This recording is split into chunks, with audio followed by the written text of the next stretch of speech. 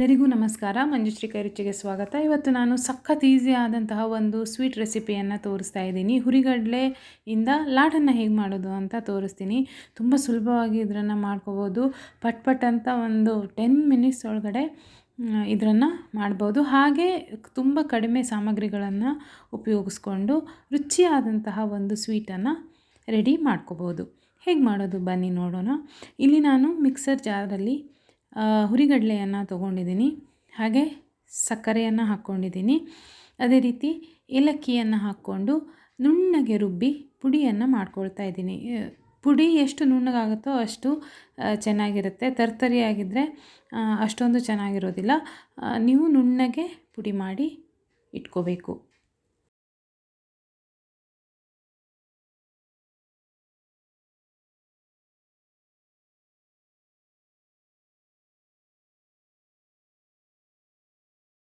ಇದನ್ನು ಒಂದು ಪಾತ್ರೆಗೆ ಹಾಕ್ಕೊಂಡು ಇದಕ್ಕೆ ನೀವು ಸಣ್ಣದಾಗಿ ಹೆಚ್ಚಿರುವಂತಹ ಗೋಡಂಬಿ ಮತ್ತು ಬಾದಾಮನ್ನು ಹಾಕ್ಕೋಬೋದು. ಹಾಗೆ ಒಣ ದ್ರಾಕ್ಷಿಯನ್ನು ಇದಕ್ಕೆ ಸೇರಿಸ್ಬೋದು. ಸೇರಿಸಿ ತುಪ್ಪವನ್ನು ಹಾಕಬೇಕು. ತುಪ್ಪವನ್ನು ಹಾಕಿ ಚೆನ್ನಾಗಿ ಮಿಶ್ರ ಮಾಡಿ ಉಂಡೆ ಕಟ್ಟುವ ಹದಕ್ಕೆ ಹಾಕ್ಕೋಬೇಕು. ಕೆಲವರು ತುಪ್ಪದ ಬದಲಿಗೆ ಹಾಲನ್ನು ಹಾಕ್ತಾರೆ. ಅದು ನನಗಂತೂ ಅಷ್ಟು ಇಷ್ಟ ಆಗೋದಿಲ್ಲ. ಅದಕ್ಕೋಸ್ಕರ ತುಪ್ಪ ಹಾಕಿದ್ರೆ ಆ ಟೇಸ್ಟ್ ಕೂಡ ಚೆನ್ನಾಗಿರುತ್ತೆ. ಮತ್ತು ಆ ತುಪ್ಪದ ಅರೋಮ ಸೂಪರಾಗಿರುತ್ತೆ. ಸೊ ಹಾಲನ್ನು ಹಾಕೋರು ಬೇಕಿದ್ದರೆ ಹಾಕೋಬೋದು. ಆದರೆ ಇದನ್ನು ಇನ್ಸ್ಟಂಟಾಗಿ ಮಾಡಿ ಹಾಗೆ ಖಾಲಿ ಮಾಡಬೇಕಾಗತ್ತೆ. ತುಪ್ಪದಲ್ಲಿ ಮಾಡಿದ್ರೆ ನೀವು ಒಂದು ವಾರಗಳವರೆಗೆ ಇಟ್ಕೊಂಡು ತಿನ್ಬೋದು. ಸೊ ನಾನು ಎಷ್ಟು ಹಿಡಿಸುತ್ತೋ ಅಷ್ಟು ತುಪ್ಪವನ್ನು ಹಾಕಿ, ಅಂದರೆ ಉಂಡೆ ಕಟ್ಟೋದಕ್ಕೆ ಬರಬೇಕು ಅಷ್ಟು ನೀವು ಈ ಪುಡಿಗೆ ತುಪ್ಪವನ್ನು ಸೇರಿಸಿ ಚೆನ್ನಾಗಿ ಮಿಶ್ರ ಮಾಡಬೇಕು.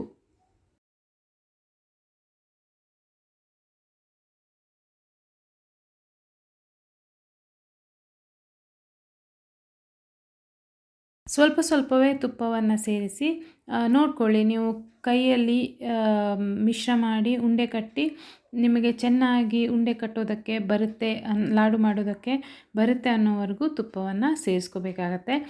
ಇಲ್ಲಿ 1 ಕಪ್ ಹುರಿಗಡಲೆ, 1 ಕಪ್ ಸಕ್ಕರೆಯನ್ನು ತೊಗೊಂಡಿದ್ದೀನಿ. ಅದಕ್ಕೆ ಒಂದು 1/4 ಕಪ್ನಷ್ಟು ತುಪ್ಪ ಬೇಕಾಗುತ್ತೆ. ಈ ಮೆಜರ್ಮೆಂಟ್ನಲ್ಲಿ, ಈ ಅಳತೆಯಲ್ಲಿ ನೀವೊಂದು 12ರಿಂದ 14 ಉಂಡೆಗಳನ್ನು ಮಾಡ್ಕೋಬೋದು.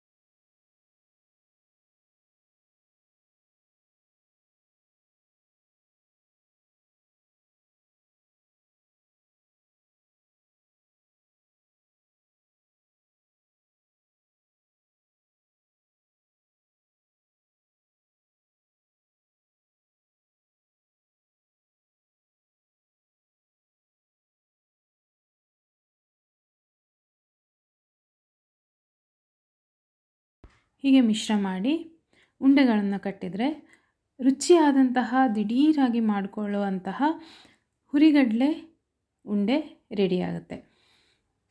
ಇದು ಮಕ್ಕಳಿಗೂ ಸಖತ್ ಇಷ್ಟ ಆಗುತ್ತೆ. ದಿಢೀರಾಗಿ ಮಾಡ್ಕೋಬೋದು. ಯಾರಾದರೂ ಮನೆಗೆ ನೆಂಟರು ಬರ್ತೀನಿ ಅಂತಂದರೆ ಪಟ್ ಆಗಿ 10 ನಿಮಿಷದಲ್ಲಿ ಸ್ವೀಟನ್ನು ರೆಡಿ ಮಾಡ್ಬೋದು.